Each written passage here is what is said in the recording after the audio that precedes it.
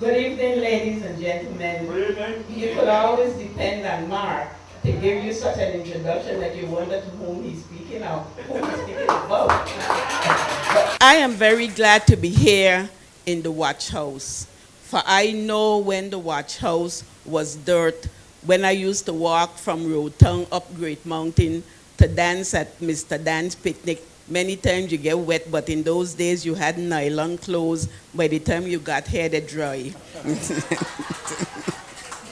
But I know when here was the social place for this district.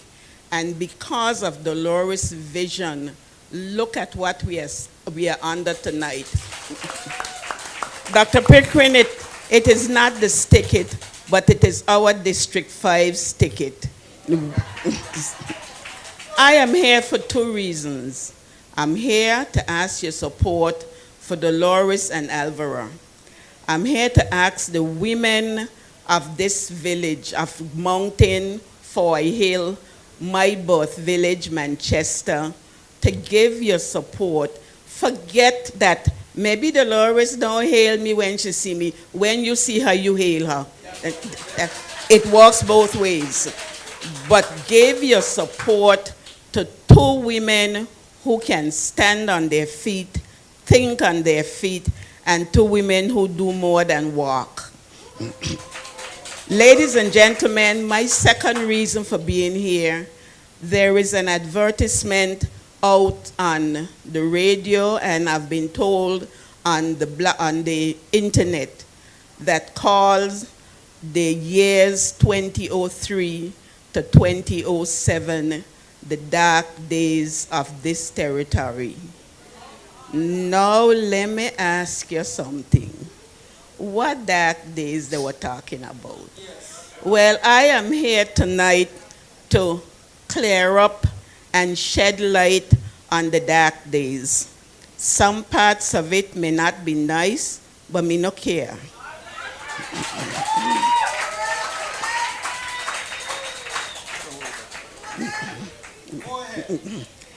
Ladies and gentlemen, this is my response to the ad that is being played on the radio station by a VIP mouthpiece.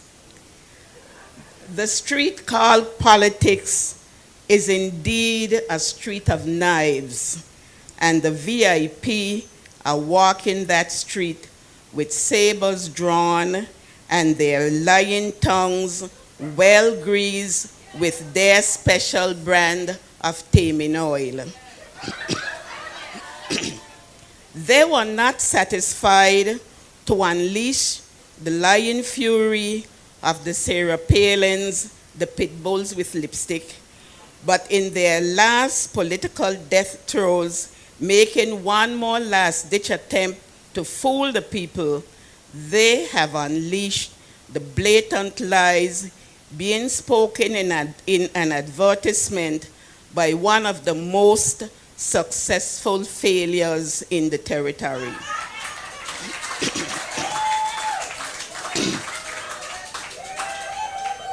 This successful failure calls 2003, 2007 the dark days of the territory. Those years were dark, according to the successful failure. Yet funds were found to prevent a contractor losing his shirt on the incomplete multipurpose building. He was promised that we would work with him, and we honored that promise. He was not allowed to go under because he did not support our cause. He worked, and ways had to be found to honor his contract. The years were dark, yet our financial team found a candle to give us a little light so that we could honor the pledges made to HLSCC for tuition for students by VIP legislators. Pledges they refused to honor when called on by the institution. We also found light enough to begin the tuition assistance program to which your children were the recipients. The days were dark, but enough light was found to construct the much-needed Palm Grove Park and the alternate road. Noel was belatedly found and honored by having the park named in his honor, a well-deserved honor.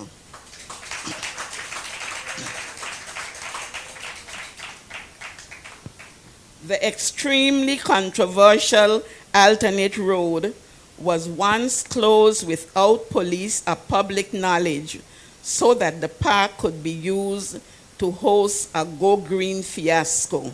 What a thing.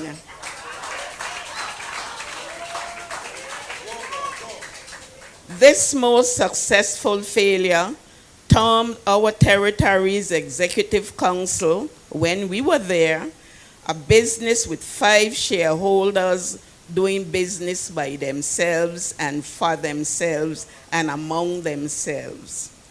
In doing the country's business, we, the 5 shareholders, were able to acquire Spooner's land, the keys called the Dogs, land for the Purcell Community Center, a halfway house in Longlook, and much more in those dark days. It is with great pride that in those dark days, no fault was found in the work of any of the 5, and any one of the then 5, if called, could have gone to London minus fare.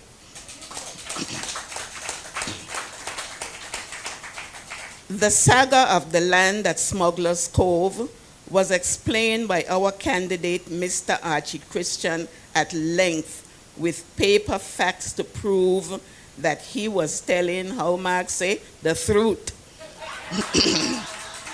Something that is foreign to the VIP. It seems as if they and the truth had a case in court, and the truth won the verdict, and they have avoided the truth like the plague ever since. The popular tourist attraction, the caves at Norman Island, the private owner has stated that this natural wonder will always, I repeat, will always be available to visitors and residents as a tourist attraction. But yes, it was indeed a dark day, a real black day, when a young Virgin Islander met a tragic death being used as an effigy to hate, a crime that has gone unsolved for too long. It is only God's goodness and love of justice that caused the body to be rescued from the incinerator at the last minute, according his family a chance for his decent burial. The racial hatred was concocted and condoned by the supporters of the VIP, and the effigy was front page on one of the territory's newspapers. The racial hatred is surfacing again, this time with the Eastern Harbor Project. When will we stop? The saga of Glover Park will surface whenever our opponents run out of words and ideas. They do not know that the leaders of the world employ speech consultants to put their thoughts on paper, and they do not come cheap. Speech writing is a highly sought after career. This must be the only place on the planet where idiots frown on this career choice and make fun of it. Maybe if our political opponents had persons to edit their speeches and put meat on the bare bones of the speeches, they would not be talking such kerosene pans of twaddle when they opened their mouths from the various rostrums. TIEAs. TIEAs. He said not one was signed in the dark days, but there was light enough for the financial wizards to go all over the world using their wisdom to put everything in place and work out all the kinks. When they, the VIP government, came in, all they had to do was ink the documents they met. The brain work was done. It only needed the brawn to hold the pen and sign. Mark say, talk the truth. Prospect Reef was a very good idea gone bad for lack of vision, togetherness, and brains to get things done. The hotel and its timeshare holders were a private transaction between a local developer and his timeshare clients. The NDP did not enter into an agreement with one timeshare holder. Talk the truth. The NDP's vision was a hotel school to train our young people who wanted to enter the industry and give them all the necessary skills to succeed. Prospect Reef is still there, and the idea has not died. The NDP will finally get the project off the ground after November 7th. Gun Creek. Gun Creek, where according to the representative of the 1st District and the successful failure, Garland's Wonder and Pelican's Plunder, we gave them a working and viable facility. Why didn't they continue the work and brighten North Sound? No, if North Sound is kept in the 18th century, they will walk one behind the other on election day and vote according to their party's call. That was the old North Sound. But this is the dawn of a new day, and North Sound is wide awake and waiting for November 7th. We saw the crying need for a sanitary facility at Gun Creek, and we provided it. In these modern times, ladies no longer have to go behind the gray bushes and the men to the head of the wharf. That's a fact. North Sound, your decent road was done by NDP. Your beautiful Gun Creek facility was done by NDP. Where is your school playground? Where is your community center for which ground was cleared in the late 90s? Virgin Gorda Airport. Virgin Gorda Airport was declared one of the most dangerous in the Caribbean in the late 90s by the experts who came to investigate air services. The dilemma was to find a suitable place to relocate for safety reasons. This was not a VIP or NDP decision. It was a safety of life decision. Let the most successful failure speak the truth, or get it from his leader who knows the truth. Remember under whose bright days we rallied against the 4-lane highway that would have killed Queen Elizabeth Park? Remember under whose bright days we banded together to oppose stoplights at the roundabout? Remember under whose bright days we protested the Bywater Agreement, the Great Wall of Jericho, China, and Berlin? These are bright days, so nothing should be hid or done in the dark. Inquiring minds want to know, How many moorings are in Seacoast Bay Harbor and who owns them? It is getting from good to great in Seacoast Bay Harbor. In the 2007 elections, lies were heaped on the NDP candidates and they never said a mumbling word.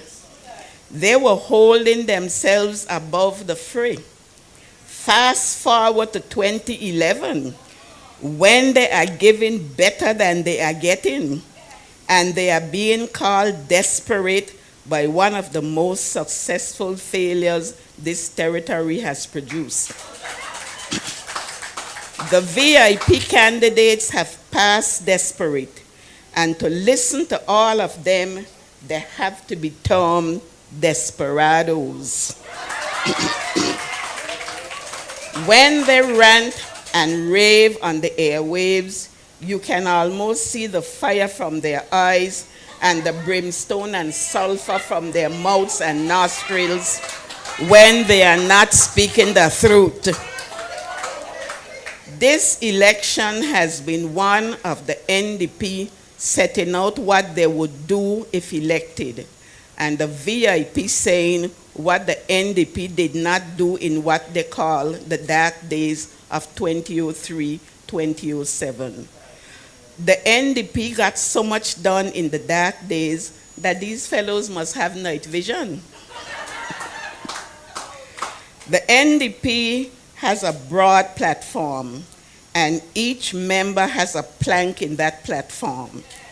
Each member will know that funds will not be forthcoming from day one, but he, Dolores, I mean the ladies too, will still find ways to be effective in his or her district, beginning with small projects that are doable. The NDP is, was, and always will be a team working as if it is a well-oiled machine. And not even the criticisms of the territory's most successful failure will stop the NDP train. It is on track and will roll home election day loaded with helpful solutions for this territory's myriad of problems caused by greed and selfishness, causing the mother country to want to overhaul our budget before it is approved for spending. That comes from the work of men and women who put themselves in a state of desperation, and now England calling the shots. Not one of them dare sneeze without England's permission. And they are asking to be elected again so that 2 or 3 of them can go to England. I ask, to do what? To do what? To frighten a little mouse under the Queen's chair? That was in Nelson West Indian Reader's Pussycat, Pussycat, where have you been? I've been to London to see the Queen. Pussycat, Pussycat, what did you dare? I frightened a little mouse under her chair.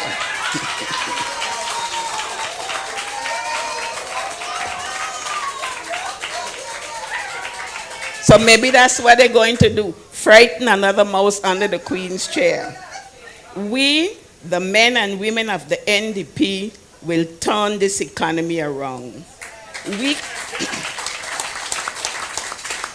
We come armed not with lies and no plan, but with honor, integrity, and plain old trustworthiness. We are ready. We have the plan that will be acceptable to the mother country.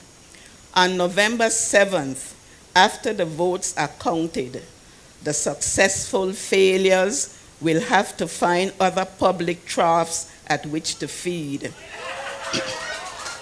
Forget the VIP desperados and vote for dignity, workable ideas, intelligence, honesty, and most important of all, that indomitable team spirit which signifies the NDP and is the envy of all other politicians. Trust is earned. I repeat, trust is earned. Before I say good night, I ask you to do what Dr. Smith asked. Vote for Dolores and the four at-large candidates. Dr. Smith, Archie Christian, my very precious friend Ronnie, I shouldn't say so, you know, and Mr. Myron Walwyn. Then, starting in the west, vote for Claude Skelton Klein. Moving eastward, in District 3, let us give what he named a licking that he'll never forget. In District 4, for the forwardness about who jumping, let's skin their tail. In District 5, Dolores, you're riding on a wave, and when we send you down the hill, if Ishmael them want to let you broke your foot on the backstretch, that's our problem, you know. We sending you out of Long Trench way in front. In District 6, well, all the polls say Alvaro is 75% to 22.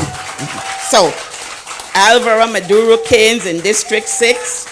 In District 7, the polls have Dr. Pickering at 90% to 7 and 8. So, Dr. Pickering you look like you don't win. In District 8, Marlon is 60 to 23. That's the unscientific poll. In District 9, Hubert is 75 to 21. Unscientific poll. And at large, we have Dr. Smith in front, followed by Myron, followed by Rani, followed by Archie. The closest person is 6%. Archie got them double, triple. Ladies and gentlemen, if you really want to turn this country around, I'm very serious.